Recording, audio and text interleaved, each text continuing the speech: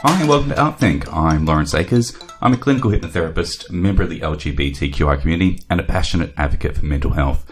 These podcasts have been made in the hope of sharing insight into issues that impact on the LGBTQI community. Today we're talking with Magnus, a fabulous Australian DJ, as well as an advocate for discussion and exploration of mental health.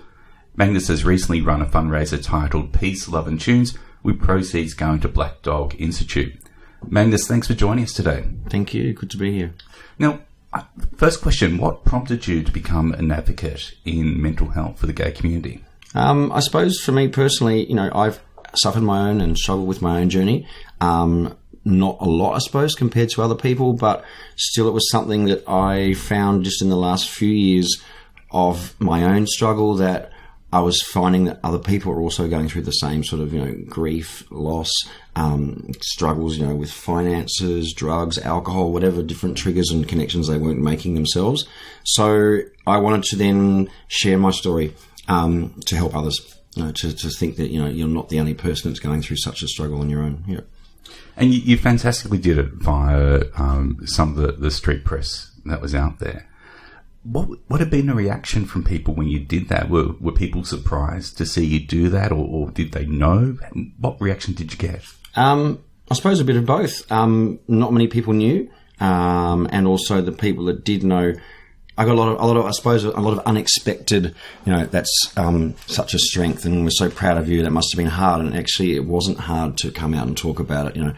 I've never really had an issue personally talking about anything. I actually say to my friends, if you want to ask me a personal question, sure, you can ask me anything you like. I don't really have any secrets. So talking about it for me wasn't difficult. The reaction that I got to it was honestly overwhelming, surprising, really comforting to know that people were out there thanking me for sharing my story when they'd gone through a very similar journey in their own life. It was touching, and I didn't do it for me, but it was for the people that came out and said, thank you, you've really helped us just by talking about it. And I think that's the most important thing. Yeah. How long have you personally experienced issues with anxiety or stress or depression? It's probably been only in the last 4 to 5 years. So, it's more recent than not. Different reasons, I suppose, triggers, my mental health, has always been good, but when you go through personal situations where maybe you're down and out between jobs, relationship breakups, there's all sorts of reasons that can impact on that. And sometimes you just don't know where or why the anxiety hits, or you're in a really bad and a deep dark place. It's something which just sort of almost catches you unaware, and it's something which I've been fortunate enough to have my own strength to get through it and know that, I'm not in a good place. And through my own positive, I suppose, actions and, with a bit of support from family and friends and some counselling, I've been able to, sort of claw my way back out, but I still have my bad days. I'm not out of the woods, so to speak. I'm better than I was, because I have got, I think, more support around me by also coming out with my story. So that's helped me in a way, if that makes sense. Yeah. You're talking about still having your bad days there. Like, I think for a lot of people, when they do have the bad days, they sometimes feel that it's something that they fight because they feel it's something they shouldn't be experiencing. Is that something you still do now? Do you think you greet those bad days with a little more acceptance and a little more self-compassion? Yes and no. It depends on the day. Like, I used to try and fight it, and I found that just didn't work.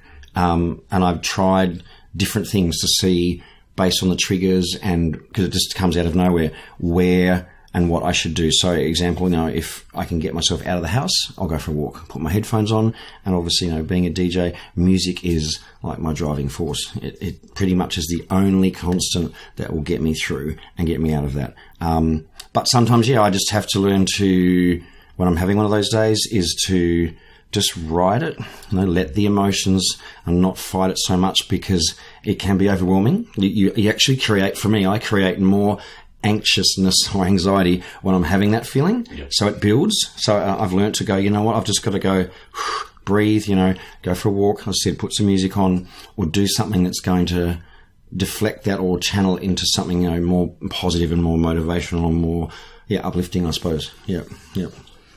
What sort of things have you done to educate yourself around, what anxiety actually is? Excuse me. Not a lot of education, but I've read a lot of things. Just talking to my counsellor on a weekly basis, who I have seen for the last 4 or 5 months. She's really helped just identify, going back to even when I was a young child, the certain aspects of my personality that, that trigger some of these anxieties and these depression points. So even just talking about some of those things, which is bringing up quite a bit of painful memories from my childhood, is actually helping me identify maybe some of the triggers that are causing those things now, which are a lot more deep set than just maybe what I'm going through currently in life. So if that makes sense, yeah. So I quite often reading articles and just talking to other people.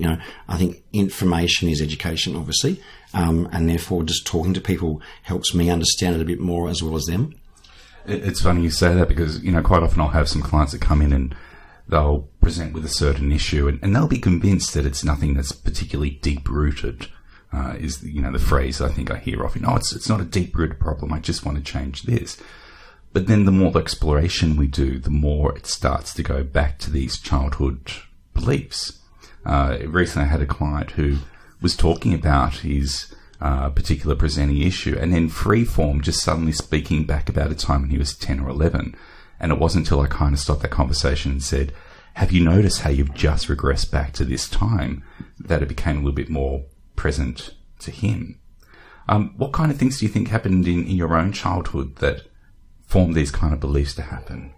Being a child, for me, as a child, was not difficult, but, I suppose learning to appreciate your own time and your own self was always a challenge. I would have always liked to have had an older brother or sister. Now I do have, extended family, which is great. But there was times when I was lonely. I won't deny that. I had, plenty of friends at school. But even with my mum and dad splitting up from a very early age, I was always expected to be the father of the house and that sort of role, which, when you're thrown into that at an age when you're not equipped to be a father or, to be the man of the house was challenging in itself. And then I suppose just with some issues that my mum still hasn't dealt with has sort of flowed onto me. So I had a very functional upbringing. Right? I'm not saying my mum never loved me. However, and these are some of the things I'm talking about with my counsellor back then to help me with my life now. I wasn't shown a lot of love from my mum. So that's also impacted on my relationships that I've had in life. Not so much my friendships, but my relationships. So we've identified that the functionality at the time I was growing up with mum, then as a teenager also then made me have a sort of a reckless Magnus, we've identified, which is a little kid in the back seat. Yep. And he likes to sabotage me, and he still does. He doesn't get me off the rails as bad as he used to sometimes, but he actually is the person rebelling against the functional upbringing I had. So every now and again, it's great to, go off the rails and, and screw life, so to speak, and have some fun. But at the end of the day, I used to let him sort of run or drive the car a lot more than I should be. So I'm in the driver's seat. This is my life, not his. But we've identified that this is my counsellor, that we need to help them work together because they're the same person. Obviously, it's me. And then that way we can help each other and work out how to stay on the road, but also then if I want to have some fun, then just make sure it's not too out of control, if that makes sense. I don't know, I've gone off a bit track there. It's fun. I love that whole idea of this reckless Magnus that's another part of you that sits there and tries to take over and control. What kind of things does the reckless Magnus tell you to have you believe about yourself? He wants to have fun. That's all it is. I think because I was denied so much as a child, not denied, but it was very functional. It was almost like army-like upbringing. So if I wanted to do something, my mum said no. So as a teenager, you rebel anyhow. So it was almost like I want to have some fun. So I would do things maybe like sneak out at night, and I found some of my first gay clubs here in Melbourne by getting on the last tram down in St Kilda and ending up at Mandate when I was 17. Yeah, I was still underage. I was still at high school, still living at home, but that's the sort of thing I was wanting to do. I was coming to terms with my sexuality at the time, obviously. No one at school knew, so I was not Not that wasn't an issue, but I was finding myself, and I found a gay club. I said down in St Kilda called Mandate, and I was like, and that was when I suppose that added to my love for music, and other gay men, and a place where I could feel comfortable, So I've always enjoyed the music, all through my life, and I've also enjoyed being around people, because I think also I had that sort of rigid upbringing where it was just me. So it was almost like, oh, thank God, I can be out, I can have music around me, and I can be dancing, other men, and just socialising. I think because I just didn't have that much as a child, so it was almost like, thank God I'm free, Why do you? And I think this is a really great point. But why do you think dance music has played such a part in gay men's lives? I suppose I'm in my 40s, so we all grew up, most of us in this generation grew up in the 80s and the 90s, and I don't know about you, but for me, music was always part of my life. My dad has the most amazing vinyl collection, and I grew up listening to artists like, Bob Dylan, the Beatles, Pink Floyd, Creedence, and I still love all that rock music. But then, going through high school and then growing up and listening to, Stock Aitken and Waterman came out, and then there was Donna Summer, and of course, there's the Madonna and the Pet Shop Boys, Barbra Streisand, Bette Midler, and all those typical sort of, stereotypical acts or, musical artists. But for me, I think it just brings people together, and it doesn't have to necessarily be dance music. But I think with the gay scene, we get it. I think you ask anyone, if you go to a straight club or a gay club, which clubs play the best music? It is the gay clubs. I'm sorry, but we get music. I think that's because we can go to a place and find a common ground, as in good music, good company. Dance the night away, whether you're on alcohol or drugs, that's not the point. But I think we can forget what's going on in the real world, whether it's today or whether it's 20 years ago, and just connect with music. And I think that's the beauty I get out of it when I go to and play at a gig. And I can see people on the dance floor of different age, different race, different sexuality, different skin colour, different political beliefs, different religion. You know what? They're all dancing to the one beat. Doesn't matter where they're from and who they are, but everyone's connected. And I think that's what I love. That's what I love seeing here. I had someone ask me recently why it is that gay men are so attracted to pop acts like Kylie Minogue. And to me, I felt it was because of the fact that, especially in Kylie's early days, there was a certain almost, dare I say, tragicness, a naivety and innocence about her that, made her feel not really that credible as an artist. But then when she kind of discovered who she was, there was this blossoming or a coming out into being this incredible female artist. And I think that a lot of gay men recognise that similarity between us being these innocent, naive, pre-coming out, scared of what the future has to hold, until we come out and discover, that we could be equally as powerful or sexual or in charge of who we are. That wasn't really a question. No, it wasn't, that was a statement, wasn't it? Thanks for that. Are there any acts that you feel hold that special meaning for you, that reflect who you are as a person, that as you came out, you held very dear to? Well, there's two. I mean, and they might be very cliched for me and the gay community, but, Madonna and Pet Shop Boys for me, I listened to them. I loved them growing up in the 80s, and their songs, even now listening to the songs from 30 years ago, still resonate with, how I was coming to terms with my sexuality and how music was evolving in the 80s. And, those two artists for me have been a driving force, and both of them obviously are very strong advocates for the gay and lesbian community. They've done a lot for people coming out, even when Pet Shop Boys were very early in their first years, I didn't know they were gay. It wasn't an issue, but knowing that they are, has sort of added to that whole journey of their music. They've had a whole different, set of albums over the years. Same with Madonna. But those songs, you ask anyone, any song from either of those artists, and you can pick a song that will take you back to a certain time in your life that has memories, whether it's, with a friendship, whether it's a relationship, whether it's a place, whether it's a club. You can connect to that song. You can relate to the words. I think there's a personal journey in both those artists' songs to help people deal with the now and even the then. When I was listening to that music, it was almost cathartic for me. It was like I had a place where I could relate to, connect to, and feel that I wasn't the only one on my own journey. Yeah, if that makes sense. Absolutely. And I think Pet Shop Boys, a lot like George Michael, before coming out, their music had clear indications as to who they were. You know, I think it's really hard not to listen to something like It's a Sin and not really recognise what that song is actually about. And the same with George Michael. You know, he had released Older before officially coming out, but you can't listen to that album and not realise what was going on there. How important has these artists been in helping you to manage your own anxiety? It taps into once again, how music is the one constant that I can rely on. That for me, it's my drug. I'll be honest.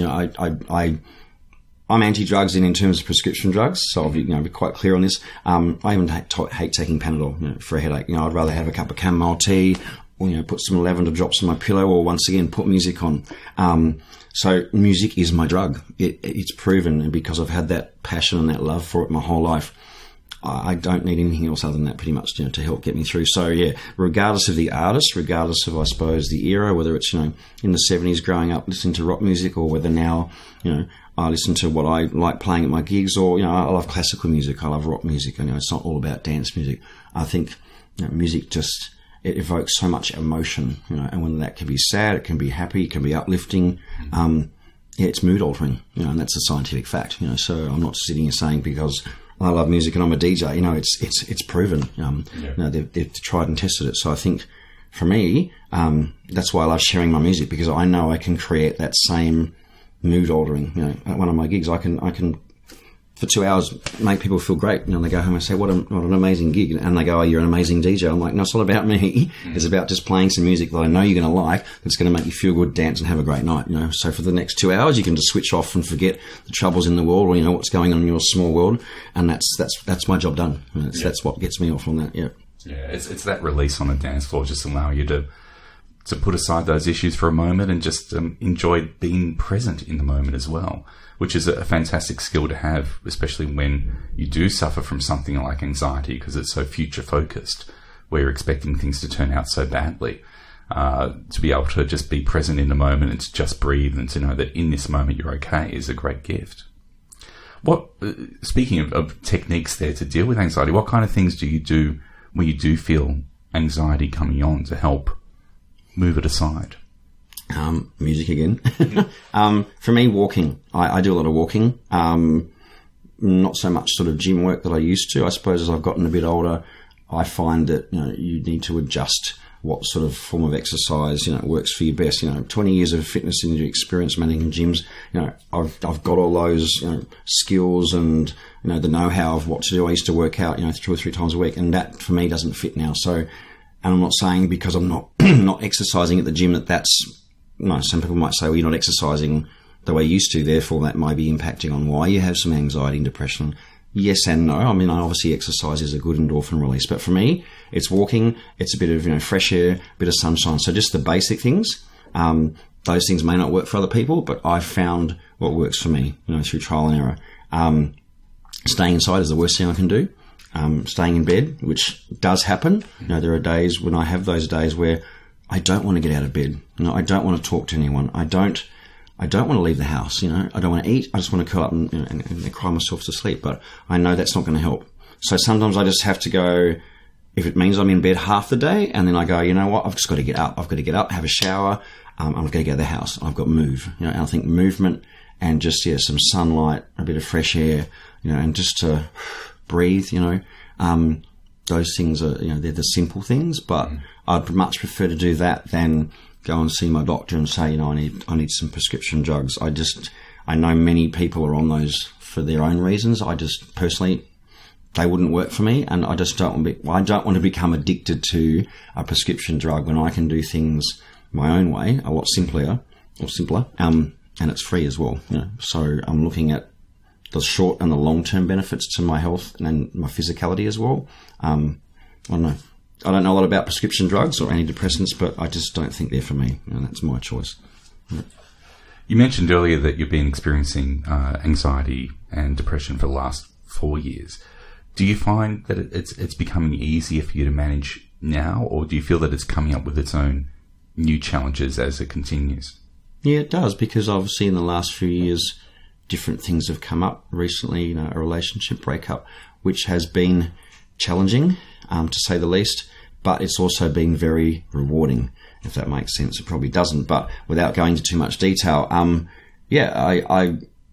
suppose I thank my ex-partner for going through those issues and those challenges that I faced with him, because it's actually helped me get through some of my own anxiety and depression, which at the same time was being caused by that as well. I don't know, breakups are never easy, but you have to sort of go, okay, I've got to get through this. As you were saying, I think earlier, is going through the situation, not around it, not ignoring it, not dodging it. You've just got to, okay, this is going to hurt. This might be hard. It's painful. All those sort of negative emotions, but you just don't know until you do it. And you've just got to get through it. I suppose the easiest way is to try, and if it doesn't work, then to try something else. So, I think it's an evolving illness, if we want to call it, or condition. I never know when it's going to hit me. That's the thing. I don't even know the triggers. If someone says, so what triggers you? I said, well, sometimes worrying about a situation can, but then it can just come out of the blue. Yeah. And that's when I find it difficult, because people don't understand it unless they're going through it. So I think just talking about it once again, by opening up with my story, and sharing those experiences and actually asking other people, so what triggers you and how do you cope with it and how does it feel for you and what works for you and what doesn't. So then I might think, oh, you know what? I might try that, because that doesn't necessarily work for me, but I'll give it a go and just see how that works. You know what I mean? Yeah. How do you know that an attack is coming on? I don't. As I said, I can wake up and within minutes it can be there, or it can come on later in the day. It's generally, though, if there's something I'm worrying about, which generally triggers the sort of, it's like someone asked me the other day, how does it feel? I said, well, I guess that's what I was coming to, is, what does it feel like for those that, if you were to try to explain to someone who doesn't experience it, what it feels like and what it's like to go through, how would you describe it? For me, and I'm sure it's different for everyone, but for me, when you get butterflies, and sometimes butterflies are good, it's that I get butterflies, before every single gig. I always do. I think it's that nervous sort of before a performance sort of thing. But this is the same feeling, but I get waves of almost the butterflies in a wave, like sweat. It's really hard to explain. Yeah, it's a tricky question, but yeah, it's like, and the more like I said before, the more I think about it, the feeling, I can feel it come on even stronger. It's like a drug, like a rush. Sometimes it's stronger than other days.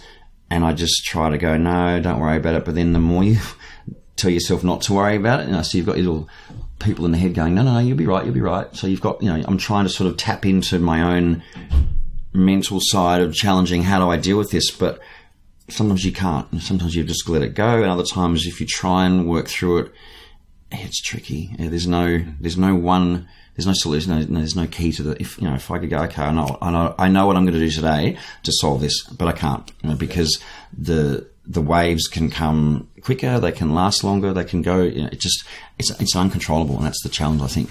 Is it something that you feel more in the body? Is it something in your mind where you're seeing pictures, or are you telling yourself something? Is it a combination of these things? It's a bit of everything. Yeah, the feeling is the physicality of like I said, the butterflies, the sweats, the shakes, even the uncontrollable urge, to cry. I find I get angry with myself as well. I'm frustrated that I'm feeling this way. I know I shouldn't be. So there's a mixture of different feelings all going on at once, and to try and control those, and then say to yourself, you're okay when you are, but then to try and get on with your day, and do stuff. It's also impacted on my, ability to keep certain social commitments. I think in all the years I've been DJing, I've only once, or think twice, turned down a gig because of my anxiety. I just said, look, I've got a stomach bug or something, and that scared me, because it wasn't so much the fact that I had to go out and be in front of people. Once I'm fine, but it's just that whole getting from the house to the gig, or getting from home to that social engagement, or that lunch. Once I'm there, it's fine. It's just that whole, no, I can't do this. It almost physically stops you from leaving the house. And so that I find is not who I'm about. I'm a social person, but not being able to keep to a commitment or something. Yeah, and when someone really doesn't understand that, when I say I'm actually sick, I'm not, because I don't like to lie that I don't have a stomach bug. But I'm actually quite ill with anxiety, depression. But I used to be worried about telling that to people, but now I'm not. I'll just say, look, I'm having a bad day, and if you understand what I'm going through, then I'm really sorry. I just can't make today. You just have to make another time. I think it's because as a society we stomach bug. Oh, stay home and rest. But when we're talking about something that is within our heads, people kind of think, well, just deal with it. Just stop thinking that way and come on in and do it. They don't place the same value on mental health as we do on even a stomach bug or the flu or a cold. It's quite remarkable in that way. So I think what you're doing to be able to go out there and to promote discussion and education around this is so critical and vital and important, especially to our community.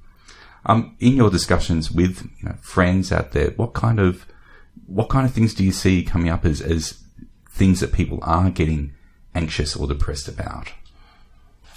So for me, it's two things I think which are very important for me personally, and also I think just in chatting with other people.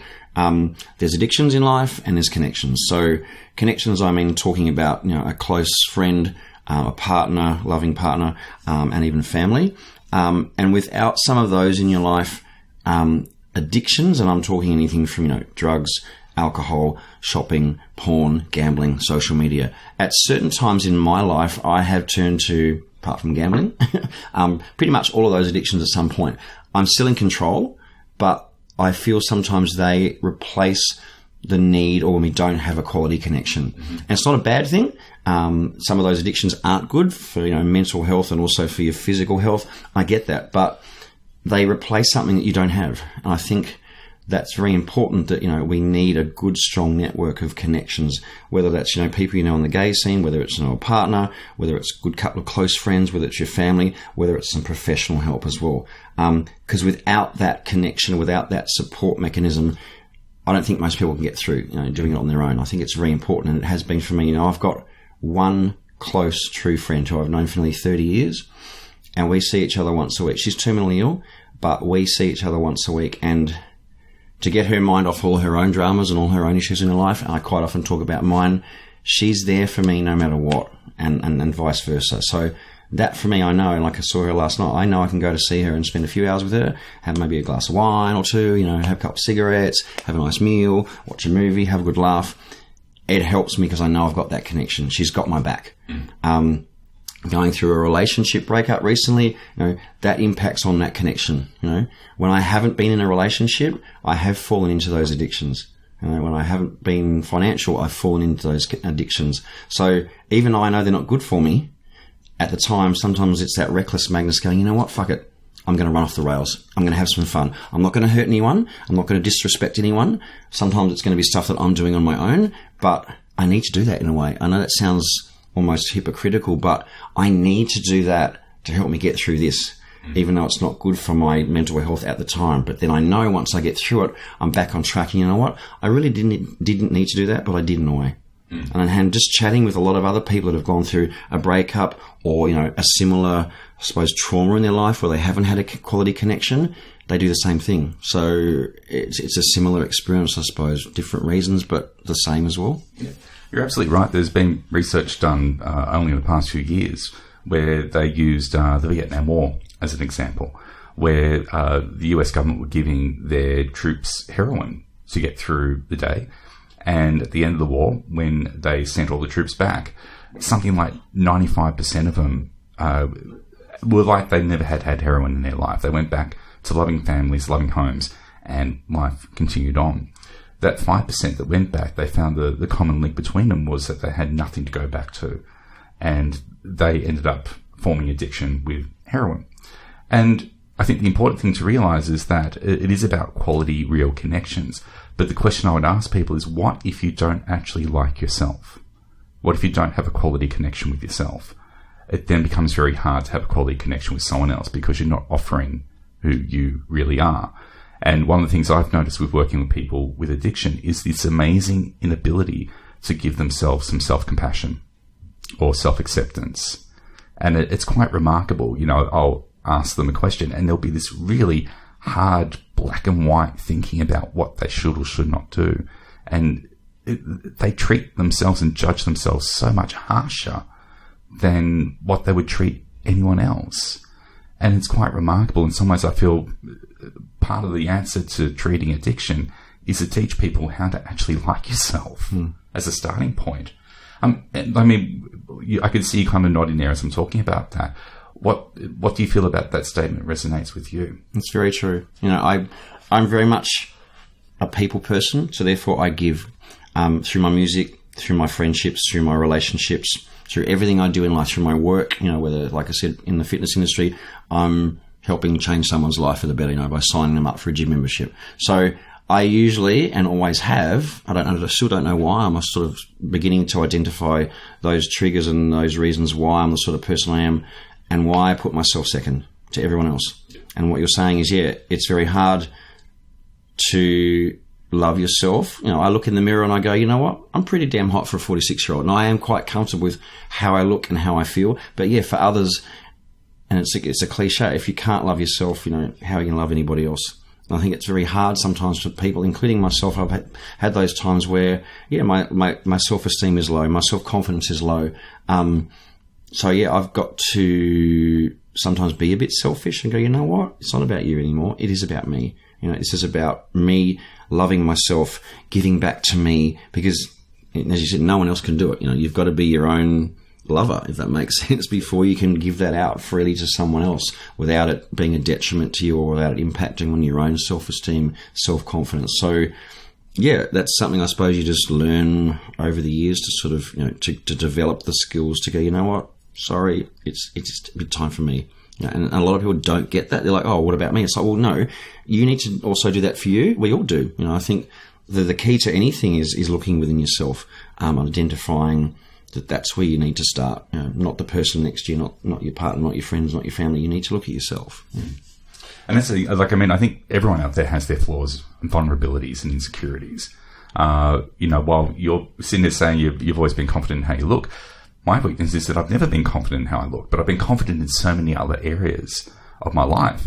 Yet within the gay community, especially, your looks is a gay currency in some ways. You know, if you go to any kind of circuit-based party, if you don't have a six-pack, you're pretty much invisible. You don't exist. And so it's interesting how we can allow our own vulnerabilities to give us the excuse to kind of push ourselves back and to allow others to take that place. And we end up doing this people-pleasing behavior in order to try to fit in or to become part of the gang, part of the tribe. Yeah. And that's something, I suppose, in the gay community, you know, we go to the gym, you know, we like to, you know, look good. But I think sometimes, look, even that, once again, is another form of addiction. Like, is it really helping that person love themselves? You know, yeah, okay, physically, you look amazing. You know, you've got the hottest body, the six-pack, great. You know, you're proud of what you look like. But is that actually really helping your self-worth and your self-confidence inside? You know, it's just a shell. It's just your body. You know, don't get me wrong. But I think having that isn't the answer. You know, it's actually, I think, also creating, as you said, you know, a bit more segregation in the community. You know, if you don't fit that look, then you're not almost accepted. I mean, it's hard enough coming out for some people being gay, therefore, you know, to be ostracized, not ostracized, but yeah, being made feel uncomfortable at a party because they don't have a body like that and they don't want to take their shirt off. You know, I think we're all equal, you know, no matter the label, gay or straight. But that doesn't help, you know, and there's so much, I think, also pressure in advertising and in society in general to conform to look like that, to be almost a fake image of what you are. I you know, and I've got 20 years, as I said, industry and fitness industry experience. I just don't think it's the answer. You know, I think it's great that you're keeping fit, but it's creating these other issues, I think, which is adding to, you know, depression, anxiety, not fitting in, you know, self-worth, all those things, I think. I think that's all we have time for today. But Magnus, I really appreciate your time coming in and chatting with us and being so open to talking about your experiences with anxiety and depression. Where can people catch you? Oh, everywhere and anywhere. Obviously, look, every Sunday down at the Railway Hotel in Windsor, we call it Shag. It's a bit cheeky. It's a bit, 70s porn. But yeah, look, come down. There's always a sunny day and we've got always fabulous weather. Great crowd, great location, happy hour prices. I play at Circuit once a month on Saturday nights. But yeah, I pretty much play everywhere and anywhere. So yeah, check out my Facebook page, DJ Magnus. Yeah, you never know where I'll pop up next. Is there a podcast as well? There's plenty of podcasts, yes. So my DJ page, there's links to Podomatic, and also you can subscribe through iTunes. So every time there's a new mix, it'll pop up and you can download it for free. Excellent. Thanks again. And we look forward to everyone catching up with us at the next podcast in a fortnight's time. Until then, take care.